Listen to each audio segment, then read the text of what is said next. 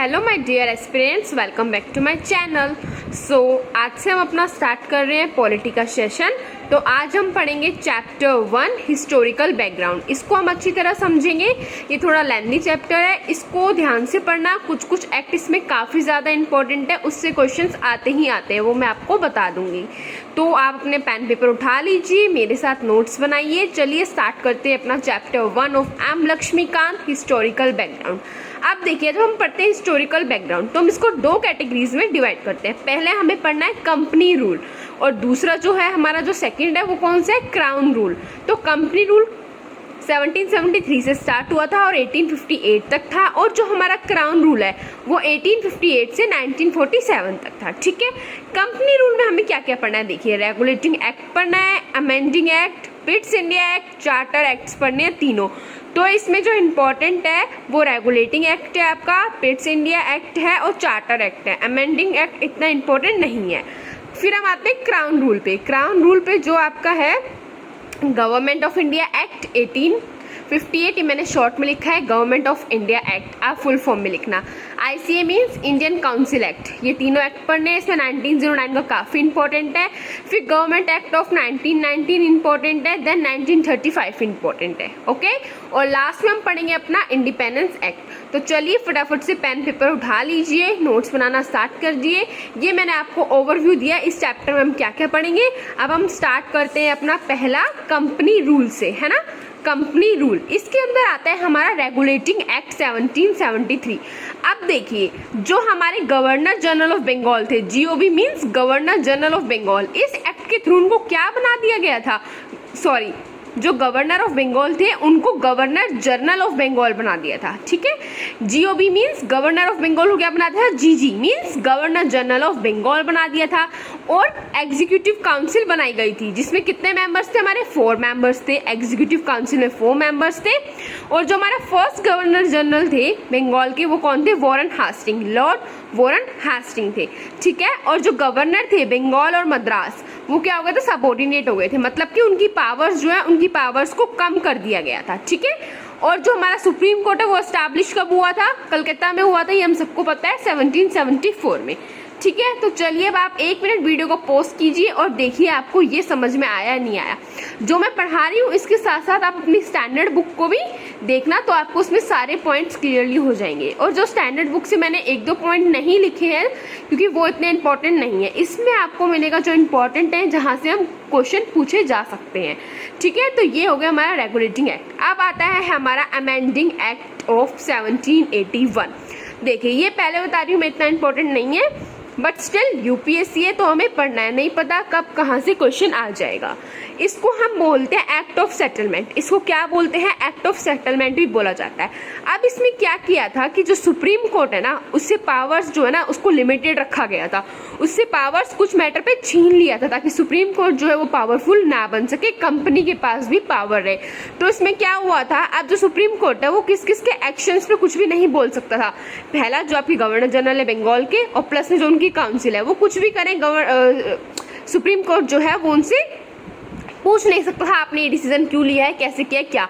और जो उनके सर्वेंट्स है कंपनी पे और रिवेन्यू मैटर्स, इन पे उनका कोई भी क्या नहीं था, अधिकार जिसको हम बोलते हैं, कोई भी राइट नहीं था पूछने का, आपने कैसे किया, आपने टैक्स कैसे लगाया, आपने कहाँ लगाया, आपने ये रूल कैसे बनाया, ये एक्ट कैसे बनाया। सुप्रीम कोर्ट पे कुछ नहीं पूछ सकता था इनसे। ठीक है, बट हाँ, सुप्रीम कोर्ट का जो है वो अधिकार कहाँ पे था, जो इनहैबिटेंट्स ऑफ कलकत्ता हैं, जो कलकत्ता के जो लोग हैं उस पर पूरा कंप्लीट उनका क्या था, राइट था, पूरा कंट्रोल था। अब इसमें जो इनहैबिटेंट्स थे वो 2 तरीके थे, हिंदूज और मुस्लिम। तो हिंदूज के लिए हिंदू लॉ बनाए गए और मुस्लिम्स के लिए मुस्लिम लॉ बनाए गए थे। ठीक है, और जो गवर्नर जनरल जो काउंसिल है वो रेगुलेशंस जो है, ये जो छोटे मोटे जो भी उनको कुछ भी अपने एक्ट्स जो फ्रेम करने होते थे, रूल्स जो फ्रेम करने होते थे, ठीक है, वो किसके लिए करते थे, प्रोविंशियल कोर्ट्स के लिए। ठीक है, अब हम आते हैं अपना पिट्स इंडिया एक्ट, ये इंपॉर्टेंट है ना। अब देखिए, पिट्स इंडिया एक्ट में क्या हुआ था, पहली बार कमर्शियल और पॉलिटिकल फंक्शंस को अलग अलग कर दिया गया था। ठीक है, उनको बिल्कुल अलग रखा गया था। अब जो कमर्शियल फंक्शंस थे हमारे, उसको कौन मैनेज करता था, कोर्ट ऑफ डायरेक्टर्स मैनेज करेगा। कौन करेगा, जो पहली बार जो है एक नई बॉडी बनी थी, बोर्ड ऑफ कंट्रोल। ठीक है, आप देखिए जो कोर्ट ऑफ डायरेक्टर्स है ये मैनेज करेगा कमर्शियल को, और ये किसके अंडर था, ईस्ट इंडिया कंपनी के अंदर। अब जो एक नई बॉडी बनी थी, न्यू बॉडी बनी थी, उसको हम बोलते हैं बोर्ड ऑफ कंट्रोल। उसमें क्या क्या आते थे, वो क्या क्या देखेगा, हमारे जितने भी पॉलिटिकल फंक्शंस है वो सारे कौन देखेगा, बोर्ड ऑफ कंट्रोल देखेगा। और ये किसके अंडर था, ब्रिटिश क्राउन के अंडर था। ठीक है, अब पहली बार जो कंपनीज टेरिटरीज थी इंडिया के अंदर, उसको क्या बोला गया, उसको बोला गया ब्रिटिश पोजेशंस इन इंडिया। क्या बोला गया, ब्रिटिश पोजेशंस इन इंडिया। ठीक है, तो चलिए आप 2 मिनट वीडियो को पॉज कीजिए और ये देखिए, ये जो मैंने आपको तीनों एक्ट समझाए ये आपको समझ में आए हैं या नहीं आए हैं। ठीक है, अब हम आगे आते हैं अपने चार्टर एक्ट पे। चार्टर एक्ट 1813, इसमें सबसे ज़्यादा इंपॉर्टेंट पॉइंट्स ये 3 हैं जो मैंने लिखे हैं। देखिए इसमें क्या हुआ था, पहली बात तो जो आपकी ट्रेड मोनोपोली है वो कम्प्लीटली खत्म कर दी गई थी। किस किस को छोड़ के, टी और चाइना को छोड़ के सबके साथ आपकी ट्रेड मोनोपोली कंप्लीट बैन कर दी गई थी, कंप्लीटली बंद कर दी गई थी इंडिया के अंदर। और जो क्रिश्चियन मिशनरीज हैं उनको अलाउ कर दिया था इंडिया में, तुम आओ। ठीक है, उनके लिए क्या था, अलाउ हो गया था कि आप आ सकते हो फॉर एनलाइटमेंट ऑफ पीपल। ठीक है, और पहली बार वेस्टर्न एजुकेशन, ठीक है, जो वेस्टर्न एजुकेशन था वो आया था, और उसके लिए जो कंपनी ने 1 लाख रुपीज इन्वेस्ट किए थे। ठीक है, तो ये था हमारा चार्टर एक्ट 1813, इसमें हमें इतना ही पढ़ना है। फिर आता है हमारा चार्टर एक्ट 1833। अब देखिए इसमें क्या हुआ था, अब आप मुझे बताइए गवर्नर जनरल ऑफ बंगाल है वो कहाँ, कौन से एक्ट में बनाया गया था। इससे क्या होगा, आपको रिवाइज होता रहेगा, है ना। अब गवर्नर जनरल ऑफ बंगाल थे जो, उनको क्या बना दिया था, गवर्नर जनरल ऑफ इंडिया बना दिया था। पहले क्या थे वो, खाली क्या थे, गवर्नर थे। गवर्नर से बने गवर्नर जनरल ऑफ बंगाल, और गवर्नर जनरल ऑफ बंगाल से क्या बने, गवर्नर जनरल ऑफ इंडिया। किस एक्ट के थ्रू, चार्टर एक्ट 1833। और जो पहले गवर्नर जनरल ऑफ इंडिया थे वो कौन थे, हमारे विलियम बेंटिक। ठीक है, अब इसमें क्या था, इनके पास जितनी भी सिविल और मिलिट्री पावर्स थी वो सारी गवर्नर जनरल ऑफ इंडिया के पास थी।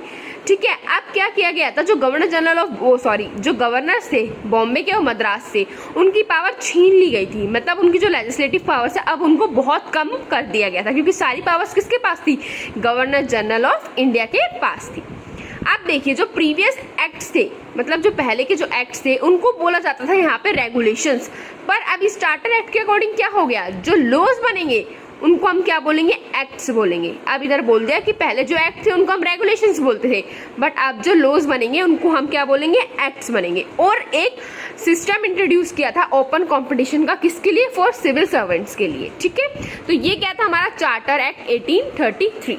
ठीक है, अब हम आएंगे अपने चार्टर एक्ट 1853 के लिए। इसमें क्या हुआ था, इसमें बनी थी हमारी मिनी पार्लियामेंट। ठीक है, मिनी पार्लियामेंट के अंदर कौन कौन था, गवर्नर जनरल थे उनकी लेजिस्लेटिव काउंसिल के साथ, और कितने मेंबर्स थे उसमें, 6 मेंबर्स थे।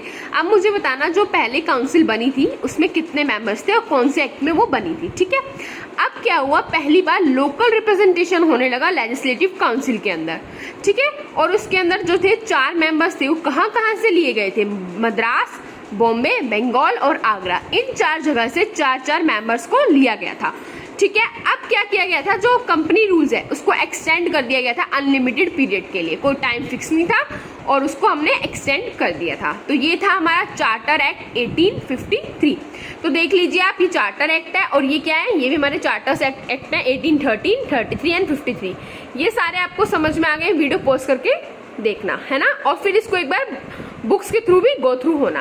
अब हम पढ़ेंगे क्राउन रूल के बारे में। क्राउन रूल, ठीक है, उसके अंदर पहला आता है हमारा गवर्नमेंट ऑफ इंडिया एक्ट 1858। इसको आप पूरा फुल फॉर्म में लिखना, ठीक है, गवर्नमेंट ऑफ इंडिया एक्ट 1858। इसको हम क्या बोलते हैं, इस एक्ट को बोला जाता है act for good government of India. क्या बोला जाता है, act for good government of India.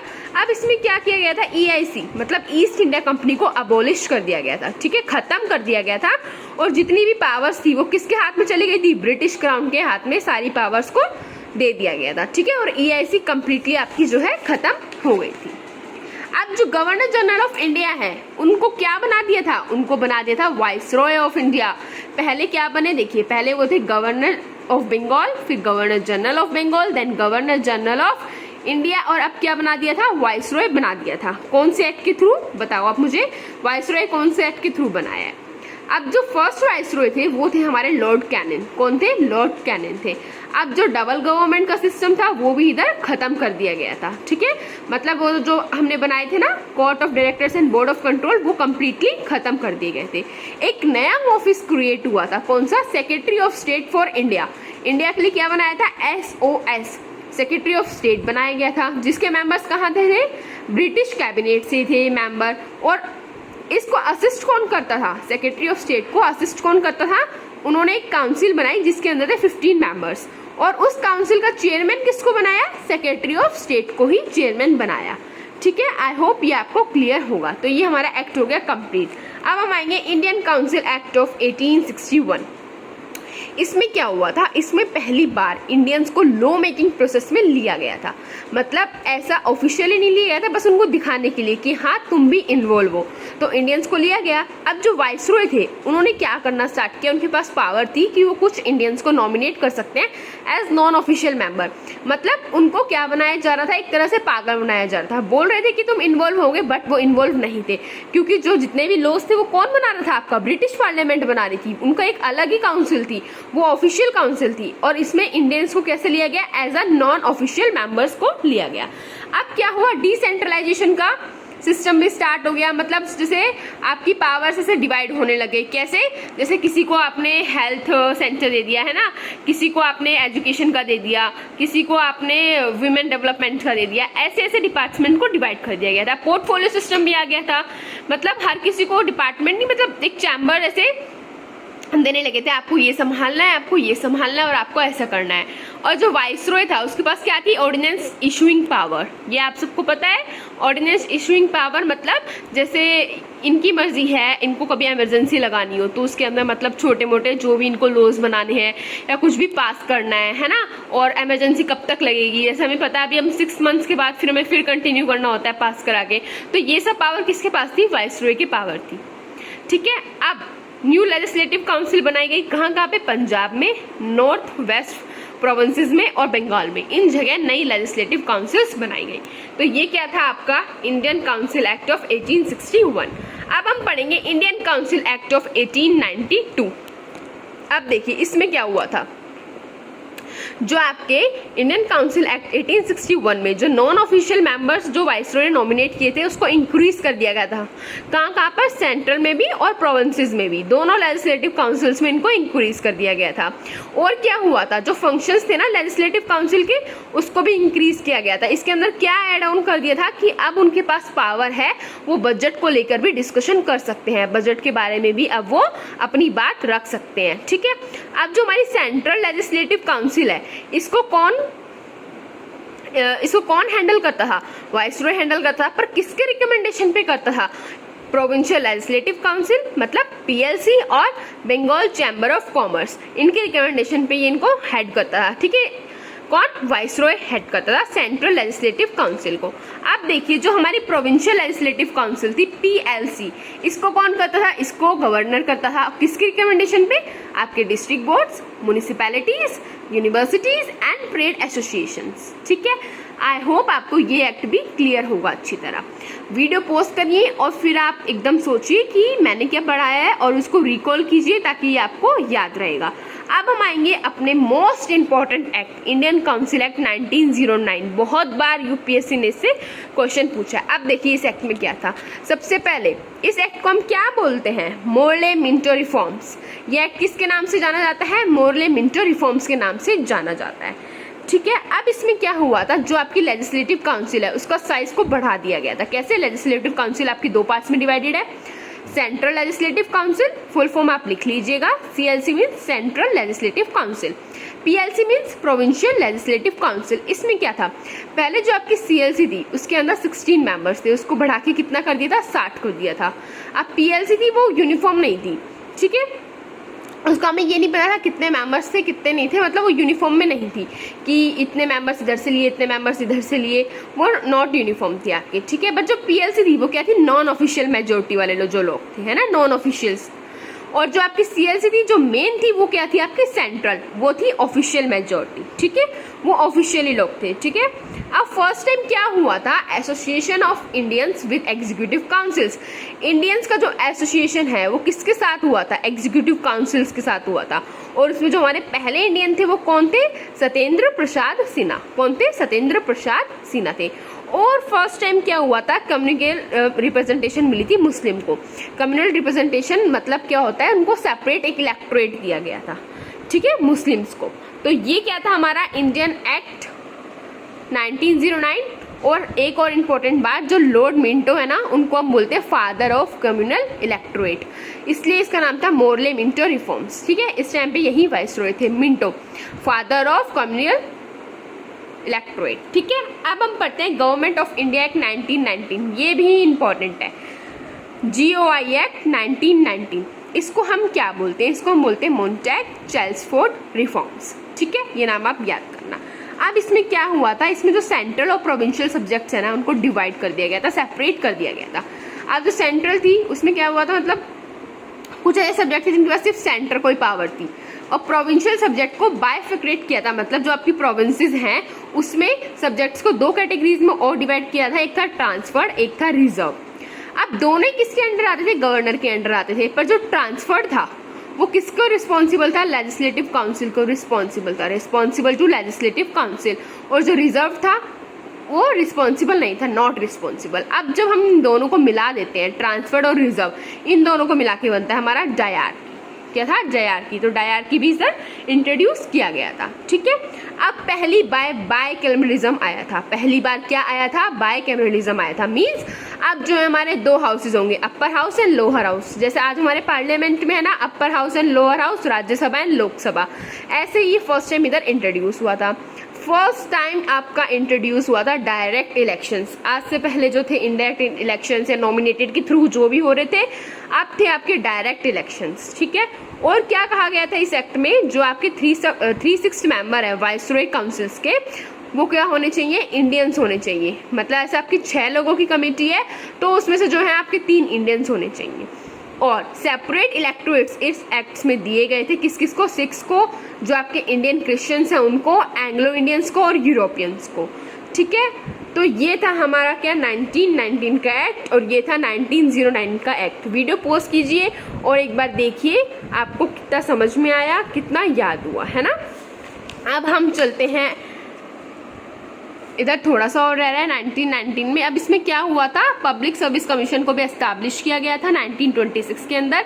Franchise दी गई थी, मतलब आपको अधिकार था, आप वोट डाल सकते हो, बट कुछ ही लोगों को था, लिमिटेड पीपल को था। और किसके बेसिस पे था, टैक्स, प्रॉपर्टी, एजुकेशन। आप टैक्स कितना पे करते हो गवर्नमेंट को, आपके पास कितनी ज़मीन जायदाद है, कितनी प्रॉपर्टी है, आप कितने पढ़े लिखे हो, आपने एजुकेशन किया है, आप ग्रेजुएट हो, 10th पास हो, 12th पास हो, उस बेसिस पे आपको क्या दिए जाते थे, आपको राइट्स दिए जाते थे, ठीक है। कौन से राइट्स, वोटिंग राइट्स। अब हमारा आता है गवर्नमेंट ऑफ इंडिया एक्ट 1935। इसके बाद हमारा बस बचेगा लास्ट एक्ट जो था इंडियन इंडिपेंडेंस एक्ट, ठीक है। अब हम ये देखते हैं, अब इस वाले एक्ट में क्या हुआ था, पावर्स को डिवाइड कर दिया गया था और हमारी 3 लिस्ट बनी थी, फेडरल लिस्ट, प्रोविंशियल लिस्ट और कंकरेंट लिस्ट, ठीक है। पावर्स डिवाइड हो गई थी 1935 गवर्नमेंट ऑफ इंडिया एक्ट में। और डायरकी जो थी, अब मुझे बताइए डायरकी किसको बोला जाता है, मैंने आपको लास्ट एक्ट में ही बताया है ना। तो डायरकी को अबॉलिश कर दिया गया था, खत्म कर दिया गया था, और क्या इंट्रोड्यूस कर दिया गया था, प्रोविंशियल ऑटोनॉमी, प्रोविंशियल ऑटोनॉमी को लाया गया था, ठीक है। और जो डायरकी है वो कहाँ पे थी, सिर्फ अब सिर्फ सेंटर पे थी डायरकी, ठीक है। प्रोविंशियल लेवल पे उसको कम्प्लीटली अबॉलिश कर दिया गया था, डायरकी खाली आप पे सेंटर पे ही थी। और किसी चीज़ का एस्टैब्लिशमेंट हुआ था, आपकी RBI बनी थी, फेडरल कोर्ट्स एस्टैब्लिश किए गए थे, और पब्लिक सर्विस कमीशन को भी इसमें एस्टैब्लिश किया गया था, ठीक है। तो ये था हमारा GOI एक्ट 1935। मैंने ये जो नोट्स है काफ़ी कंसाइज बनाए हैं, ठीक है, ताकि आपको रिवीजन में भी कोई दिक्कत ना आए। और अगर आप आंसर लिखना चाहो तो आप मेंस में भी इसके थ्रू आंसर्स लिख सकते हो। इसमें जो बहुत ज़्यादा इंपॉर्टेंट पॉइंट्स है सारे कवर हैं, तो आप इसको अच्छी तरह पढ़िएगा, आपके प्री और मेंस दोनों के लिए ये काफ़ी इंपॉर्टेंट है। तो मैं थोड़ा माइंड मैप्स के अकॉर्डिंग बनाती हूँ आपके, और शॉर्ट नोट्स बना रही हूँ ताकि आपको कोई दिक्कत नहीं हो और आप आसानी से समझ सको। आप मेरे नोट्स पढ़ने के बाद लक्ष्मीकांत पढ़ना, आपको समझ में आ जाएगा। ठीक है, आपको ऐसा लगेगा कि ये सब मैंने पहले ही पढ़ा हुआ है। तो ये एक्ट हमारा कंप्लीट हो गया। अब हमारा आता है last act, Indian independence act 1947। ठीक है, अब जब इंडिया आज़ाद हो गया था उस टाइम का ये जो एक्ट है उसमें क्या क्या बदलाव आए थे वो देखते हैं। पहली बात हमें पता है ब्रिटिश रूल खत्म ही हो गया था इंडिया में, है ना। और इंडिया को क्या माना गया था, as a independent and sovereign state. India को डिक्लेयर कर दिया गया था कि वो इंडिपेंडेंट और सॉवरेन स्टेट है। अब 2 इंडिपेंडेंट डोमिनेंस बने थे, ये आप लोगों को पता है। भारत जो है इसका क्या हो गया था, बंटवारा हो गया था, डिवाइड हो गया था, इंडिया और पाकिस्तान बन गए थे, है ना। वाइसरॉय की जो पोस्ट थी अब तक 1935 तक जो भी वाइसरॉयज थे, है ना, अब जो भी पोस्ट थे अब उन सबको खत्म कर दिया गया था। ठीक है, और क्या बोला था कि अब दोनों जो पाकिस्तान और इंडिया है वो या तो अपना खुद का कॉन्स्टिट्यूशन फ्रेम कर सकते हैं या अडॉप्ट कर सकते हैं, जो भी उनकी मर्जी है वो कर सकते हैं। और जो सेक्रेटरी ऑफ स्टेट था, ये मैंने आपको कौन से एक्ट में बताया था मुझे बताना। ठीक है, SOS कौन से एक्ट के थ्रू आया था, इसको भी अबॉलिश कर दिया गया था। इस पोस्ट को भी क्या कर दिया गया था, खत्म कर दिया गया था। और जो इंडियन प्रिंसली स्टेट्स थी उनके पास फ्रीडम था, आज़ादी थी, क्या या तो वो अकेले रह सकते हैं, ठीक है, या फिर क्या करें वो या तो इंडिया को ज्वाइन करें, अकेले रह सकते हैं। ये 1947 से पहले की बात थी। ठीक है, या तो आप अकेले रहो या हमारे साथ ज्वाइन करो। पर अब जब ये वाला 1947 हो गया था, जब इंडिया आज़ाद हो गया है, तो उसके पास 2 ऑप्शन थे, या तो आप पाकिस्तान को ज्वाइन करोगे या आप इंडिया को ज्वाइन करोगे। ठीक है, वो टोटली उन्हीं पे डिपेंड था। ठीक है, उनको कोई ऐसा मतलब प्रेशराइज नहीं कर रहा था कि आपको इंडिया को ज्वाइन करना है या पाकिस्तान को ज्वाइन करनी है, वो उनकी मर्जी थी उनको किसके साथ जाना है। ठीक है, और जो सिविल सर्विसेज की जो अपॉइंटमेंट्स थी उसको भी डिसकंटिन्यू कर दिया गया था। ठीक है, आप देखिए जो नए भारत, जो आज़ाद भारत के जो गवर्नर जनरल बने थे, न्यू डोमिनियन ऑफ इंडिया, उनके जो गवर्नर जनरल बने थे वो कौन थे, लॉर्ड माउंटबेटन। कौन थे, Lord Mountbatten. Okay, I hope आपको ये पूरा एक्ट समझ में आया होगा। This is complete chapter 1 of M Laxmikanth. अब आप देखना, इसको नोट्स बनाना, अच्छी तरह पढ़ना। मैंने आपको सब कुछ इसमें एक एक चीज अच्छी तरह कवर कराई है। ठीक है, तो आप इसको पढ़ना अच्छी तरह, एक दोबारा रिवाइज करोगे तो आपको ये सारा याद हो जाएगा। प्रॉपर नोट्स बनाना। अब हम नेक्स्ट क्लास में अपना चैप्टर 2 स्टार्ट करेंगे एम लक्ष्मीकांत का, ऐसे ही थ्रू हैंड रिटन नोट्स और थ्रू माइंड मैप्स।